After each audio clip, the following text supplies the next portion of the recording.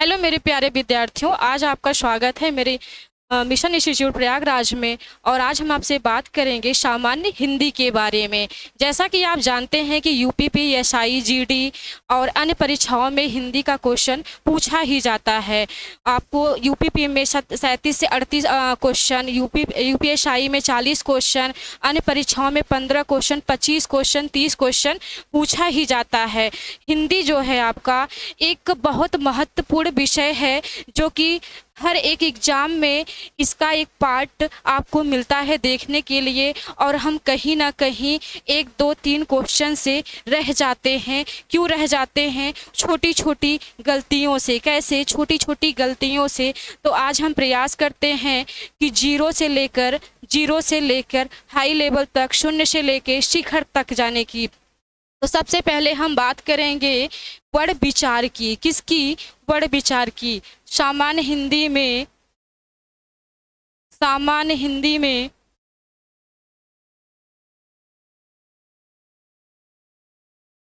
सामान्य हिंदी में हम बात करेंगे वर्ण विचार की।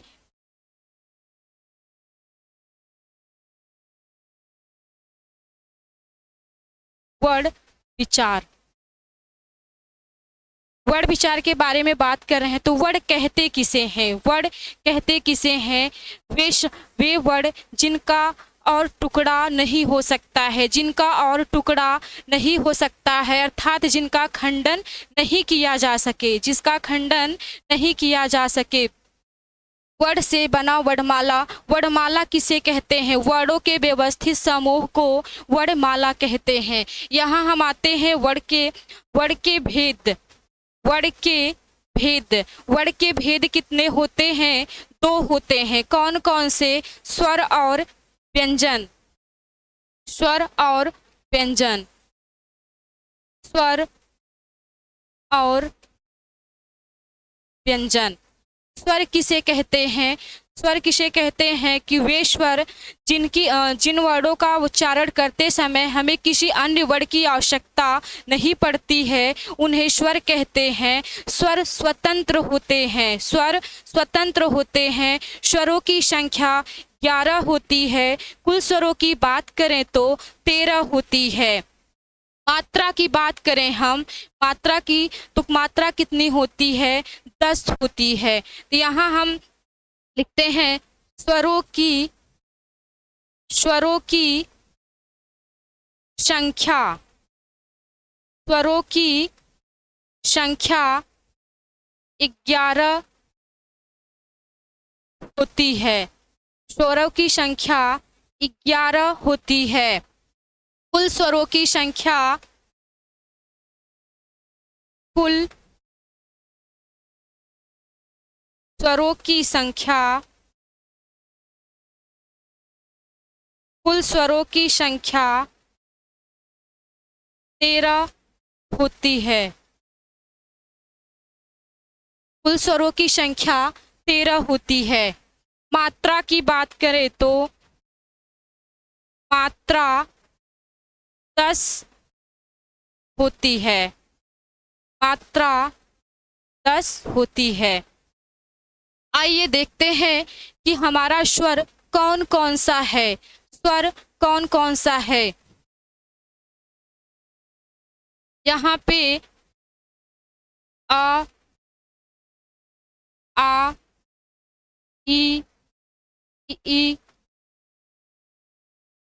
उ, ऋषि, ए, ओ, औ, 1, 2, 3, 4, 5, 6, 7, 8, 9, 10, 11। स्वरों की संख्या क्या है? 11 है। वहां पे आपको दिया भी गया है आ, ई, उ, ऋषि, ए, ओ, औ। बात करते हैं कुल स्वरों की संख्या। कुल स्वरों की संख्या जब यहाँ 13 है तो इसमें 2 और कौन से आ जाते हैं? आ, आ, ई, उ, ऋषि, ए, ओ औ अ अहा, ये दो एक्स्ट्रा आ जाते हैं। कौन? आ और अहा। आपने देखा स्वरों की संख्या में आ ई उ ऊ ऋषि ए ओ औ, और यहाँ पे 13 में दो और आ गए। उन अब यहाँ बात करते हैं मात्रा की, तो मात्रा कितनी होती है? 10 होती है। मात्रा कितनी होती है? 10 होती है। कैसे? जब आपका स्वर कितना है? 11, तो मात्रा यहाँ पे 10 कैसे हो जा रही है? क्योंकि आप पे कोई मात्रा नहीं है, आप पे कोई मात्रा नहीं है। तो यहाँ आपने देखा सामान्य हिंदी में हमने वर्ण विचार पे बात किया कि स्वर किसे कहते हैं। स्वर स्वतंत्र होते हैं, उनका उच्चारण करते समय हमें किसी अन्य वर्ण की आवश्यकता नहीं होती है। अन्य वर्ण मतलब व्यंजन की आवश्यकता नहीं होती है। स्वरों की आपने संख्या देख लिया, मात्रा देख लिया, कुल स्वरों की संख्या देख लिया। अब बात करते हैं किसकी? स्वरों के भेद के बारे में। किसके? स्वरों के भेद के बारे में। स्वर के कितने भेद होते हैं? स्वर के कितने भेद होते हैं?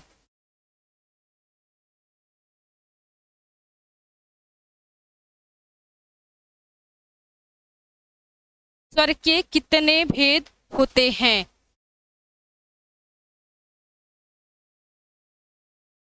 स्वर के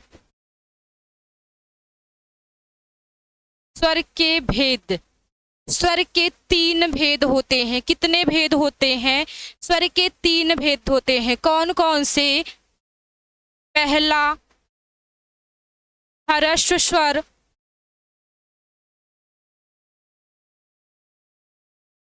ह्रस्व स्वर को लघु या छोटा, लघु या छोटा। दूसरा, दीर्घ स्वर। दूसरा दीर्घ स्वर, गुरु या बड़ा, गुरु या बड़ा। तीसरा, प्लुत स्वर। तीसरा प्लुत स्वर। यहाँ आप देख रहे हैं कि स्वर के भेद, हिंदी में स्वर के 2 भेद होते हैं, ह्रस्व स्वर और दूसरा दीर्घ स्वर। प्लुत स्वर, संस्कृत की जब बात की जाएगी तो संस्कृत के 3 भेद हो जाते हैं, ह्रस्व स्वर, दीर्घ स्वर और प्लुत स्वर। अब बात करते हैं कि ह्रस्व स्वर किसे कहते हैं। ह्रस्व स्वर किसे कहते हैं? वे स्वर जिनका उच्चारण करते समय एक मात्रा काल का समय लगता है, अर्थात कम समय लगता है, उन्हें ह्रस्व स्वर कहते हैं। दीर्घ स्वर की बात करेंगे कि वे स्वर जिनका उच्चारण करते समय 2 मात्रा काल का समय लगता है, अर्थात अधिक समय लगता है, उन्हें दीर्घ स्वर कहा जाता है। प्लुत स्वर की बात करते हैं कि वे स्वर जिनका उच्चारण करते समय, वे स्वर जिनका उच्चारण करते समय 3 मात्रा काल का समय लगता है, उन्हें प्लुत स्वर कहा जाता है। प्लुत स्वर का प्रयोग कहाँ होता है? ओम लिखने में किया जाता है। कहाँ पे होता है? ओम लिखने में किया जाता है। इसे हिंदी की 3 की तरह लिखा जाता है। कैसे? हिंदी की 3 की तरह लिखा जाता है। तो आइए देखते हैं ह्रस्व स्वर की परिभाषा। यहाँ पे आप लोग हमारे साथ लिखते जाइए, कॉपी ले लीजिए, पेन ले लीजिए और थोड़ा थोड़ा उसको लिखते जाइए, शॉर्ट नोट्स बनाते जाइए। ह्रस्व स्वर की परिभाषा। ह्रस्व स्वर, वे स्वर, वे स्वर जिनका उच्चारण, जिनका उच्चारण करते समय, जिनका उच्चारण करते समय एक एक मात्रा, एक मात्रा काल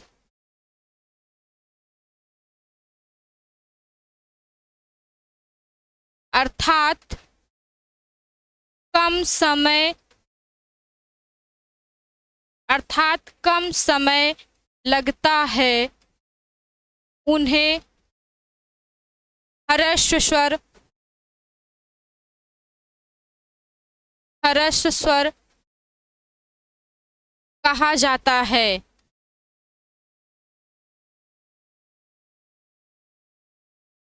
वे स्वर जिनका उच्चारण करते समय एक मात्रा काल का समय लगता है अर्थात कम समय लगता है उन्हें ह्रस्व स्वर कहते हैं। इनकी संख्या 4 होती है। इनकी संख्या 4 होती है। इनकी संख्या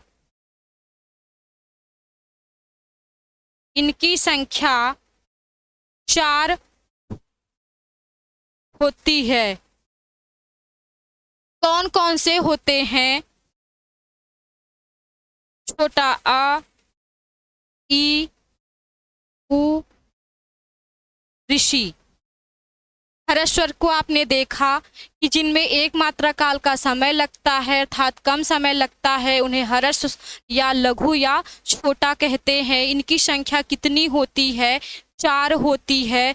आ ई उ री, आ ई उ री। अब बात करते हैं हम दीर्घ स्वर की। किसकी? दीर्घ स्वर की।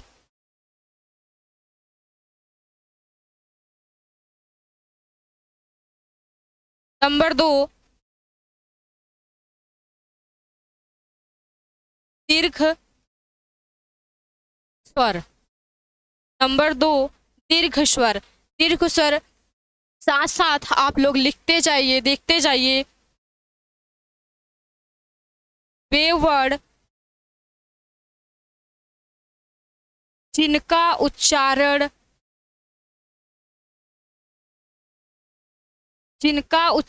करते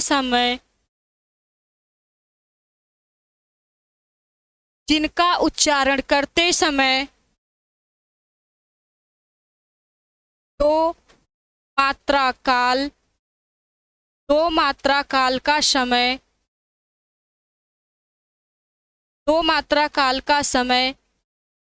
अर्थात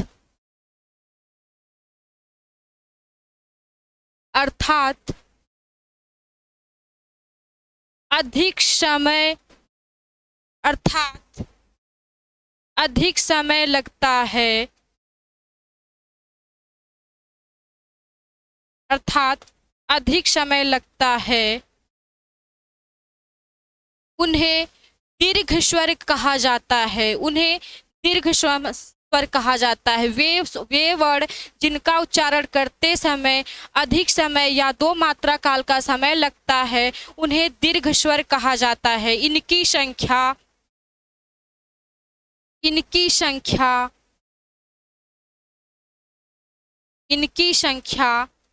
7 होती है। इनकी संख्या 7 होती है। आपने देखा कि दीर्घ स्वर में वे वर्ड जिनका उच्चारण करते समय 2 मात्रा काल का समय लगता है अर्थात अधिक समय लगता है उन्हें दीर्घ स्वर कहा जाता है। इनकी संख्या 7 होती है। कौन कौन से होते हैं? आ, बड़ी ई, उ, ए, ओ, औ। कितने हो गए? 2, 4, 6, 1, 7। आ, ई, उ, आ, बड़ी ई, बड़ा ऊ, ए, ओ, औ। कितने हो गए? 7 हो गए। अब बात किसकी करते हैं? प्लुत स्वर की। किसकी? प्लुत स्वर की। तीसरा है प्लुत स्वर।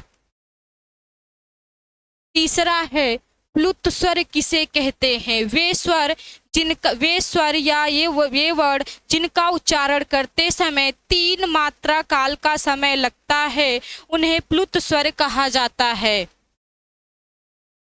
वे स्वर जिनका उच्चारण जिनका उच्चारण करते समय तीन मात्रा काल का समय, तीन मात्रा काल का समय लगता है, उन्हें प्लुत स्वर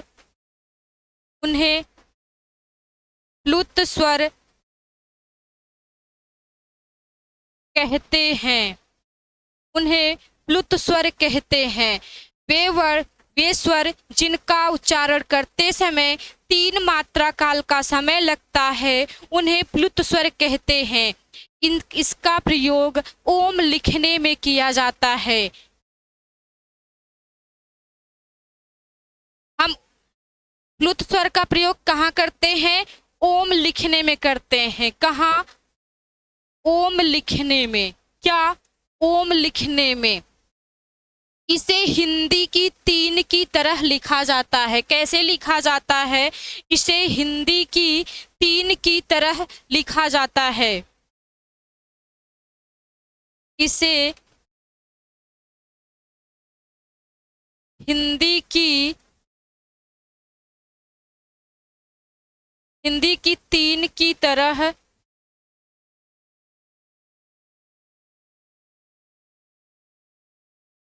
लिखा जाता है। इसे हिंदी की तीन की तरह लिखा जाता है। फिलहाल आपके यूपीपीएसआई में प्लुत स्वर की बात नहीं देखा जाएगा। आप स्वर मतलब सॉरी हर्ष स्वर और दीर्घ स्वर को नोट करिएगा, इसको दिमाग में रखिएगा। कभी भी किसी भी टाइम आपसे प्लुत स्वर का क्वेश्चन पुटअप किया भी जा सकता है। Thank you. फिर मिलते हैं नेक्स्ट वीडियो में।